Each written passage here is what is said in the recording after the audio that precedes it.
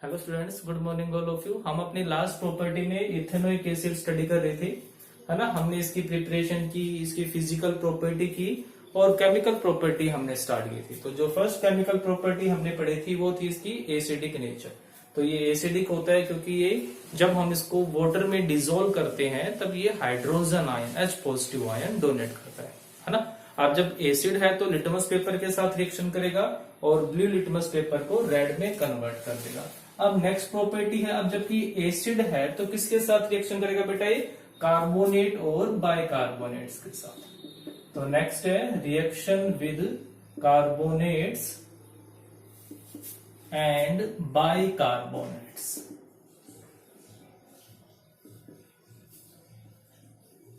ठीक है, तो कार्बोनेट और बाइकार्बोनेट के साथ रिएक्शन करके बेटा क्या करेगा? ये CO2 गैस इवॉल्व करेगा।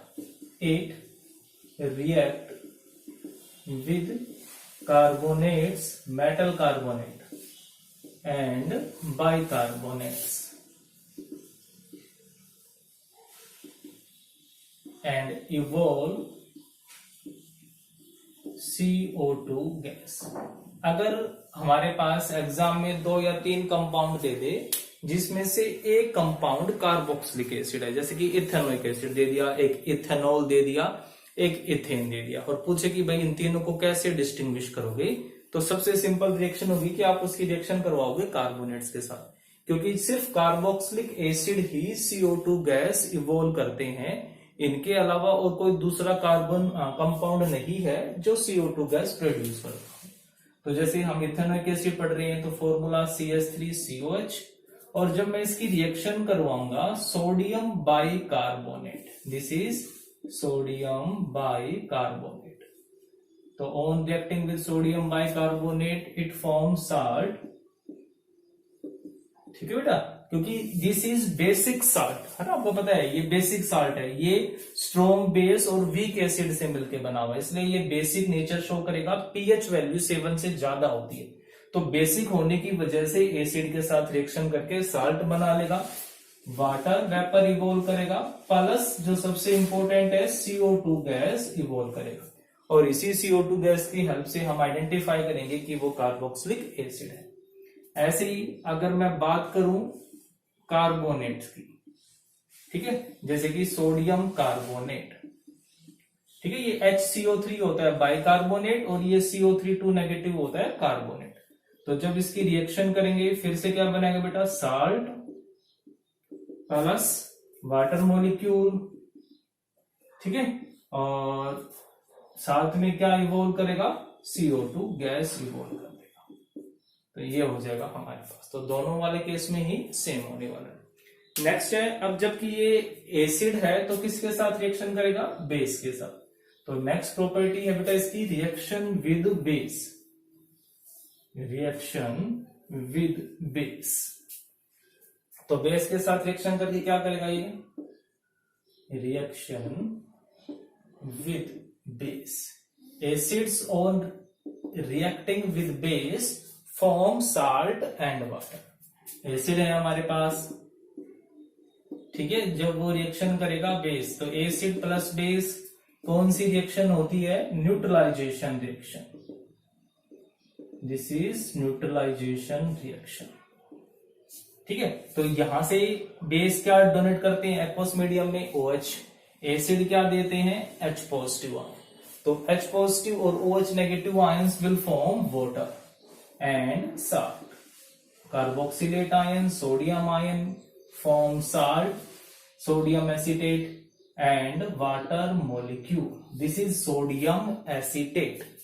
ठीक है, एसिटिक एसिड होता है ना, तो H पॉजिटिव जाते क्या बन गया बेटा? वो एसीटेट। तो sodium acetate and water molecule, this is neutralisation reaction.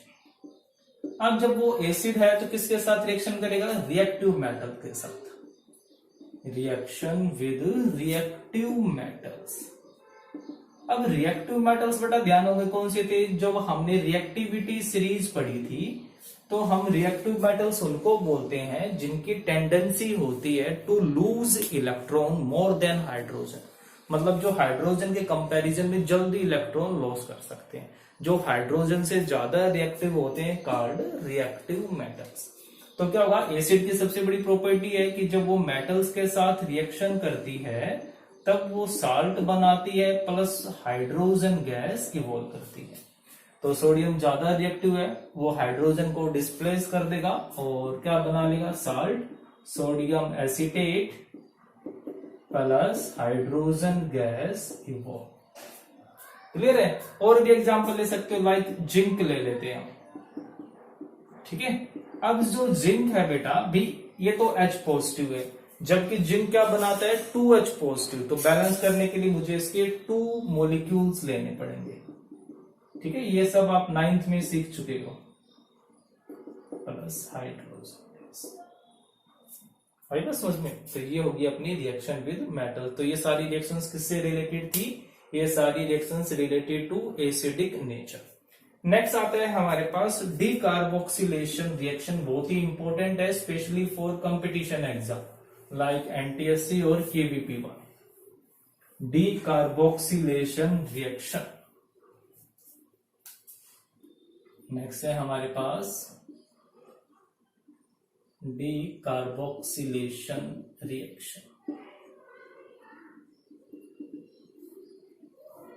अब आपको पता होगा डीई का मतलब क्या होता है, रिमूवल होता है। De is related to removal and carboxylation is related to carbon dioxide, या ये कह लो कि कार्बोक्सिल ग्रुप का निकलना। और कार्बोक्सिल ग्रुप का मतलब जो हमें प्रोडक्ट होगा उसमें हमें क्या एब्सेंस मिलेगा, CO2 गैस, ठीक है। तो उसमें वो मत कह सकते हो कि जो हमारे पास कार्बोक्सिलिक एसिड है उसमें से कार्बोक्सिल ग्रुप निकल जाता है, इसलिए हमने इसको नाम दिया डीकार्बोक्सिलेशन रिएक्शन। या ये भी कह सकते हो removal of CO2 is also called decarboxylation.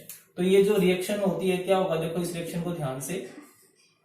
तो सबसे फर्स्ट स्टेप हम इसकी रिएक्शन करवाते हैं बेस के साथ, ठीक है।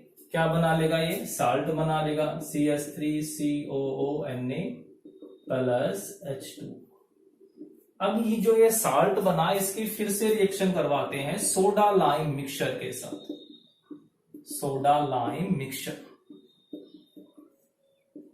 ठीक है। This is caustic soda and this is quick lime, so this is called soda lime reaction also, ठीक है। NaOH को कॉमनली क्या बोलते हैं, कास्टिक सोडा, और कैल्शियम ऑक्साइड को क्या बोलते हैं, quick lime. So it will make soda lime process.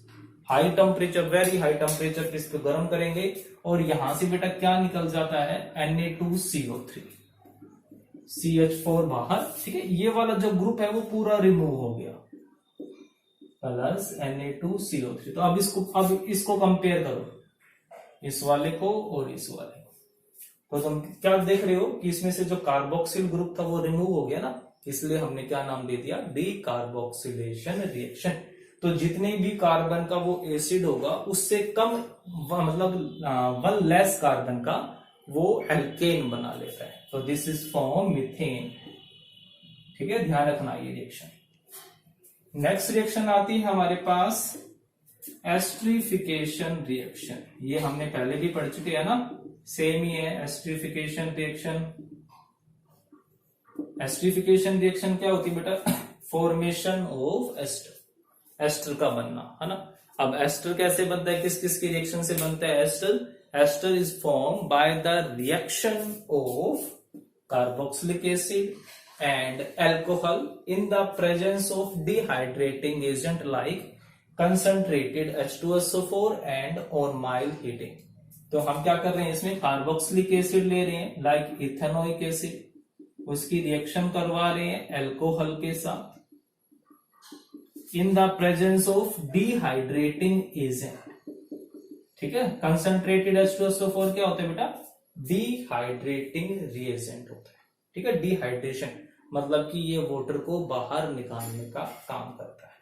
तो क्या होगा, यहां से तो क्या निकल जाएगा बेटा OH, और यहां से क्या निकल जाएगा H2O बाहर। इसको हल्का सा हम हीट भी करते हैं और क्या बन जाएगा, अगर आपको ध्यान हो तो अच्छे से, कि हमने क्या लिखा था इस रिएक्शन को, CH3COB, OH तो निकल गया, और यहां से H गया और क्या बच गया OCH2CH3 प्लस H2O। तो this is called ester. So this process is also known as esterification reaction. ठीक है, इस रिएक्शन को हम क्या बोल देते हैं, एस्टरिफिकेशन रिएक्शन, क्योंकि इस रिएक्शन में एस्टर बनते हैं। अगर हमारे पास ये दे दे कि एक कार्बोक्सिलिक एसिड है और कोई दूसरा और कंपाउंड है, एल्कोहल नहीं होना चाहिए, फिर कहे कि दोनों को डिस्टिंग्विश करो, तो दोनों को डिस्टिंग्विश करने के लिए हम किसका यूज कर सकते हैं, इस रिएक्शन का, एस्टरिफिकेशन। तो अगर या फिर एक अल्कोहल दे रखा हो प्लस दूसरा कोई ग्रुप हो, कार्बोक्सिलिक एसिड नहीं होना चाहिए, तो मैं क्या करूंगा, अल्कोहल में एसिड मिलाऊंगा। अगर मुझे फ्रूटी स्मेल आ रही है, जो एस्टर होता है कंपाउंड है जिसकी फ्रूटी स्मेल होती है, कहा था मैंने सेंट बनाने में काम आता है परफ्यूम्स, तो इसकी फ्रूटी स्मेल की वजह से अगर फ्रूटी स्मेल आई तो मतलब कि वो कंपाउंड था। ठीक है, तो ये जो एस्टरिफिकेशन रिएक्शन या एस्टरिफिकेशन टेस्ट है हम दोनों के लिए कर सकते हैं, अल्कोहल के लिए भी और कार्बोक्सिलिक एसिड के लिए। नेक्स्ट रिएक्शन आती है हमारे पास हाइड्रोलाइसिस। मतलब कि अगर हम क्या कर दे बेटा, ये जो हमारे पास एस्टर है, ठीक है, अगर हम इसका हाइड्रोलाइसिस कर दें, hydrolysis of ester, hydrolysis of ester, हम क्या कर रहे हैं, हाइड्रोलाइसिस। हाइड्रो का मतलब होता है वाटर और लाइसिस का मतलब होता है ब्रेक डाउन, टूटना। हाइड्रोलाइसिस मतलब वाटर की प्रेजेंस में किसी चीज का टूटना क्या कहलाता है, हाइड्रोलाइसिस।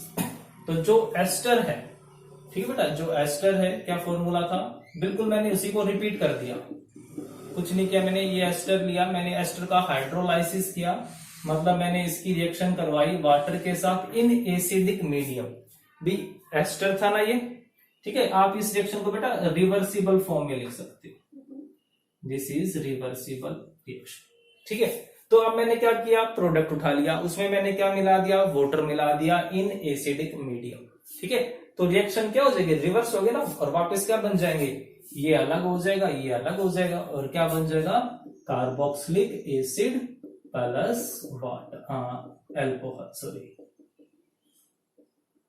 ये आ जाएंगे हमारे पास। तो इसको हम क्या बोलते हैं बेटा, हाइड्रोलाइसिस, ठीक है। तो हाइड्रोलाइसिस किसकी प्रेजेंस में होता है, नाम से ये लाइसिस मतलब break down, hydro means water, in the presence of acidic medium. ऐसे नेक्स्ट रिएक्शन आती है हमारे पास स्पोनिफिकेशन रिएक्शन, स्पोनिफिकेशन रिएक्शन।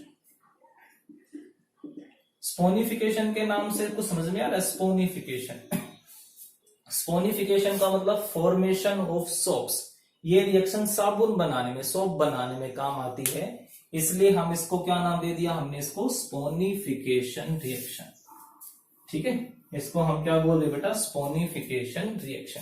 तो इसमें भी बिल्कुल सेम क्या होता है, हम एस्टर लेते हैं, हम एस्टर लेते हैं स्पोनिफिकेशन में। By this reaction we make soaps, so this is called saponification reaction. अब इन दोनों में फर्क क्या है, इसमें भी हाइड्रोलाइसिस ही होता है, बट मेन डिफरेंस क्या है यहाँ पर, बेसिक मीडियम में, ठीक है। इतना इंपॉर्टेंट क्वेश्चन है कि आईआईटी में भी पूछा हुआ दिया, कंफ्यूज मत होना। अगर हाइड्रोलाइसिस होता है सिंपल तो एसिडिक मीडियम, स्पोनिफिकेशन होता है तो बेसिक मीडियम में हम इसकी रिएक्शन करवाएंगे। और बेटा क्या बन जाएगा, ये यहां से CH3COONA प्लस अल्कोहल। भी फर्क क्या आ गया, रिएक्शन किस मीडियम में थी, बेस में। भी जब मैं इसका हाइड्रोलाइसिस कराऊंगा, ध्यान से सुनो, जब मैं एस्टर का हाइड्रोलाइसिस कराऊंगा तो फिर बनेगा तो वही, एक एसिड बनेगा एक अल्कोहल बनेगा, बट वो रिएक्शन किस मीडियम में हो रही है, बेस में। तो एसिड प्लस बेस किस में कन्वर्ट हो जाएगा, वो साल्ट में।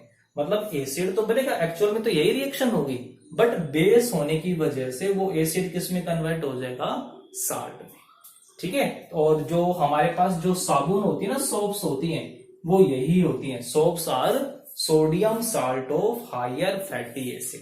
तो बस क्या फर्क हो जाएगा, इसकी जो चेन है ना वो थोड़ी बड़ी होगी, 10 से 12 कार्बन की, मतलब कि मेथड वही सेम है, इसलिए हम इसको क्या बोल देते हैं बेटा, स्पोनिफिकेशन रिएक्शन, ठीक है। क्लियर है। अब ये प्रॉपर्टीज थी, आपको सिर्फ इतनी करनी है 10th लेवल के लिए। उसके बाद आते हैं इसके यूजेस, कि इसके यूजेस क्या क्या होंगे। तो ज्यादा यूज नहीं है इसके, तो सिंपल सिंपल से जो यूजेस हैं, तो फर्स्ट है it is used as a food preservative.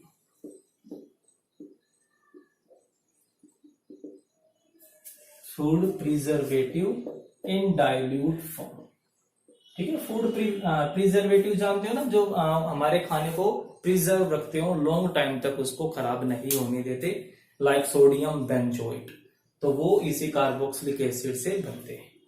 Clear है। नेक्स्ट आता है हमारे पास it is used to make perfume, perfumes, dyes etcetera. ठीक है, परफ्यूम बनाने के ना वही एस्ट्रिफिकेशन रिएक्शन से। नेक्स्ट है it is used to make semi permeable membrane.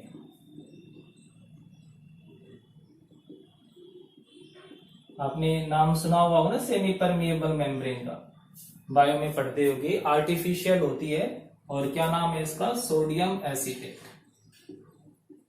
ठीक है, या फिर ये हमारे पास ये बन जाएगा, सेमी परमिएबल मेम्ब्रेन बनाने के काम आती है। और भी हो सकते हैं, वो अपने बुक से देख सकते हो, बट जो इंपॉर्टेंट थे वो यही है। तो आपने इन प्रॉपर्टीज को बहुत अच्छे से करना है, इनके क्वेश्चंस को। ठीक है, बुक में जितने भी क्वेश्चंस है वो सारे के सारे क्वेश्चंस अच्छे से रीड करना है। ओके, फिर भी कोई डाउट हो तो आप मुझे मैसेज कर सकते हो। Okay, thank you.